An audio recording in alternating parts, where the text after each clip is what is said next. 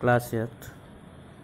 Now today we are going to discuss about the third chapter of civics, the parliamentary system of government. There is a confusion among you that why not second chapter. So beta, see your portion through the parent portal that second chapter of civics has been deleted. So, our topic is the parliamentary system of government. We know that India became free on 15th August 1947, and just after the independence, the momentous task of framing the constitution fell on the shoulders of our national leaders who actively took part in the freedom struggle. That's why, while forming the constitution, the members of the Constituent Assembly kept in their mind factors like wide diversity, historical background, tradition, and socio-economic condition. After a long debate and discussion, the Constituent Assembly gave form and shape to principles that were the soul of the national struggle.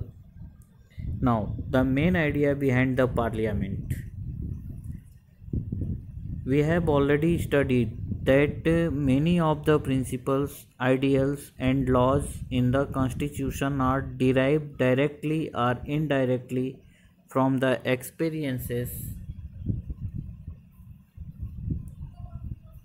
of the masses during the Indian freedom struggle against the British Empire.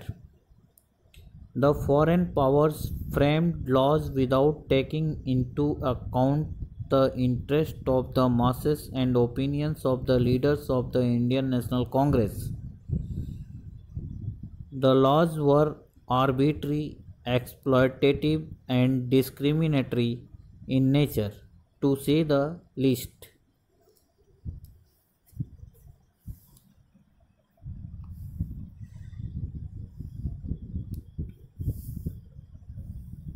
There to ensure that the government and the lawmakers in free India remained sensitive to the demand of the people and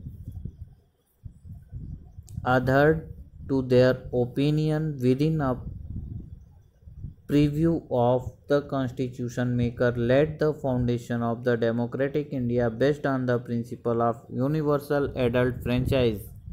Universal adult franchise is giving voting rights to all the citizens of India above 18 years of the age.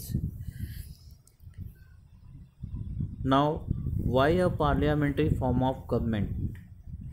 So, after adopting the constitution, India became a republic, which means the head of the Indian Union is the president, in whom all the executive powers rest and whose name is to be exercised. The president is only a nominal or constitutional head of the executive who acts with the aid and who acts with the help and active advice of the real political executives, which is the Council of Ministers. The ministers are collectively responsible to the popular house of parliament known as Lok Sabha. The Constitution of India has adopted both at the union and state level the parliamentary form of government. If the government loses the support of the legislature, it has to resign.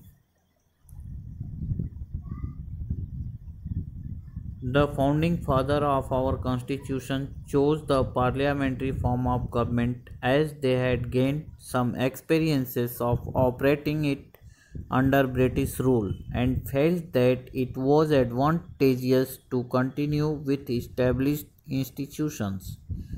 The Union Parliament, its three components. The Constitution provides for the Parliament of the Union of India. It has three components: the President of the Union, the Rajya Sabha, which is known as the upper house, and the Lok Sabha, the lower house. Although the President is not a member of either houses of the Parliament, nor do she sit there, yet he is an integral part of it. Means that neither the President sits in the Parliament, nor he is being the member of it, but he is being an integral part of the Parliament. We have a federal system in our country. Under this system, the Parliament must have two houses. So there is one house which represents the entire people called the Lok Sabha, and there is the other house called the Rajya Sabha, representing 28 states and 9 union territories, including the National Capital Territory of Delhi. The Rajya Sabha. The Rajya Sabha is the upper house of the Parliament, which is also called the Council of States. Composition. The strength of the Rajya Sabha is fixed at 250 members. Means that in Rajya Sabha there are 250 members, and there are two categories of these members: elected members and nominated members. So there are 238 elected members who represent the states, union territories and the National Capital Territory of Delhi. Goa, Manipur, Meghalaya, Mizoram, Nagaland, Sikkim, Tripura send only one member each to the Rajya Sabha. Nominated members. The President nominates 12 members to the Rajya Sabha. These are the eminent persons from the field of literature, science, art, sport and social service. They are nominated for 6 years with a provision that 1/3 shall retire after every 2 years. Election to the Rajya Sabha. The members of the Rajya Sabha from each state are elected by the members of the Legislative Assembly of that state by means of proportional representation through the single transferable vote system. Presiding officers. The Vice President of India is the presiding officer of the Rajya Sabha. He or she functions as the chairman of the Rajya Sabha and who is assisted by the deputy chairman who is elected by the members. Lok Sabha. Lok Sabha is also known as the lower house of the Parliament, which consists of representatives who are directly elected by the people on the basis of universal adult franchise. The Constitution prescribed a maximum of 550 directly elected members for the Lok Sabha. Out of these, not more than 530 members are chosen by direct elections from constituencies in the states. Not more than 20 representatives are chosen from the union territories. In addition, not more than 2 members of the Anglo-Indian community can be selected by the President in case he is of the opinion that the community is not adequately represented. Qualifications. To be the member of Lok Sabha, a person must have the following qualifications. She must be a citizen of India, must be at least 25 years of age, must not be a bankrupt or mentally unsound, must not hold any government job. Thereafter, elections. Elections to the Lok Sabha are held at least once in every 5 years. For the purpose of elections, the territory is divided into areas called constituencies. The constituencies are created on the basis of seats in the Lok Sabha. A candidate may represent a political party or to be an independent candidate.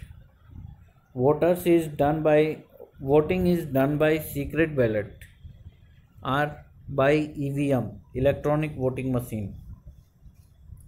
After the result of elections are declared, the party that wins the majority of seats in Lok Sabha is invited by the President to form the government at the center. If no party gets a clear majority, two or more parties may together form the government. This type of government is called a coalition government. A party which secures the majority of seats in the parliament is known as the ruling party. The parties in opposition to it are termed as opposition party. Term. The normal term of Lok Sabha is 5 years. But the President may dissolve the Lok Sabha before the expiry of its term if the ruling party loses its majority. During the emergency, the term of Lok Sabha can be extended by 1 year at a time. Presiding officer. The newly elected members elect from among themselves a presiding officer, who is called the Speaker. The Speaker conducts the proceedings of the House and maintains order within the House. At the end of a debate, he/she may take a vote on the issue. He/she can exercise his/her own casting vote only in case of a tie.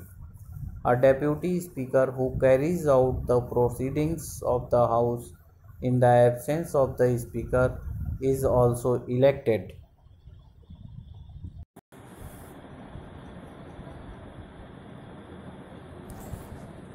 Yes, powers and functions of the Parliament. Parliament is the lawmaking body, but it performs many other functions as well. They are as follows. So first one is that lawmaking body. Parliament frames law, new laws and amends or repeal them if necessary. On all the 97 subjects of the Union list and all the residuary subjects which have not found a place in any of the list. The Parliament, along with the state legislature, can pass laws regarding the 47 subjects on the concurrent list. In case of any clash, the law passed by the Parliament shall prevail. The Union Parliament has the sole right to amend the Constitution. The states can in no case initiate an amendment to the Constitution. Financial control. Parliament exercises control over the government's income acquired through taxes and its expenditure for public services. The government puts its annual financial statement or the budget before the Parliament every year. This shows the income of the government in detail and how it will be spent. The Parliament has to pass it. If it does not, the government resigns. Control over executives. The Parliament keeps a check on the ministers and their work. Members of Parliament have the right to question the ministers about the working of their ministries. During the 0 hour, which starts immediately after the question hour, members can raise issues of public interest. If it is not satisfied with the functioning of the ministers, the Lok Sabha can pass a vote of no confidence. This is passed to remove the government from power. Given below is a there is a sample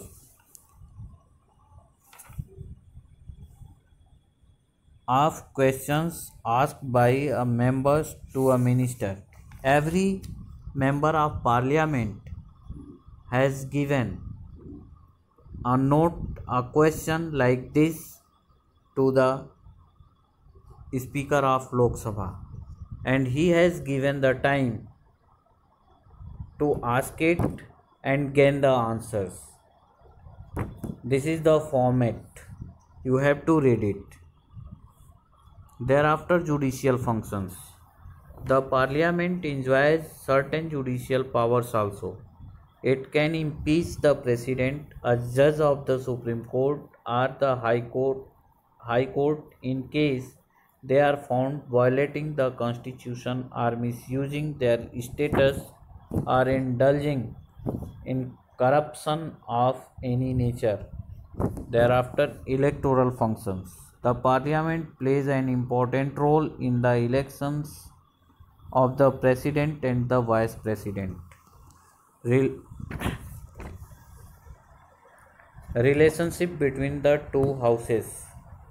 Theoretically speaking, the Lok Sabha and Rajya Sabha enjoys equal powers, but we cannot overlook the facts that the Lok Sabha represents the people and is elected by the people. On the other hand, Rajya Sabha represents the state of the Indian Union, and its members are elected indirectly by the members of the state legislative assemblies. They never have to go the people. In such a situation, it is but natural that the Lok Sabha is given an upper hand in almost all matters concerning the parliament. The two houses of the parliament at times do not share equal powers.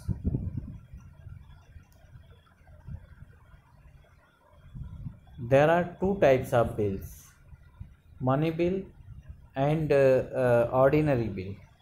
Money bill is only